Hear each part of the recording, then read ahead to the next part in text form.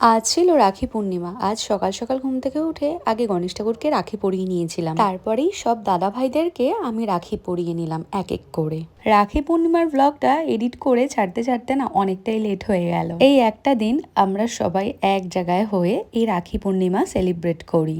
সবাইকে মোটামুটি রাখি পরানো কমপ্লিট। ভাইয়া জাস্ট বাড়ি আসলো, তাই ওকে এখন রাখি বাজি। আর দেখো আমার জন্য কত সুন্দর একটা গিফট নিয়ে এসছে। এর মাঝখানে আমি একটু রান্নাও করে নিলাম। আর দেখো ন্যানিও চলে এসছে, সবার লাস্ট ওই এসেছিল, তাই ওকে রাখি পরালাম। দুপুরবেলা খাওয়া দাওয়া করে আমরা একটু বিকেল বিকেল ঘুরতে বেরিয়ে পড়লাম। আজকে একটু রোদ উঠেছে অনেকদিন পর, তাই আকাশটা বেশ সুন্দর লাগছে। আর ধান ক্ষেতটা দেখতে কত সুন্দর লাগছে। তারপরে সুন্দর একটা রাস্তা দিয়ে বেশ কিছুক্ষণ ঘোরাঘুরি করলাম।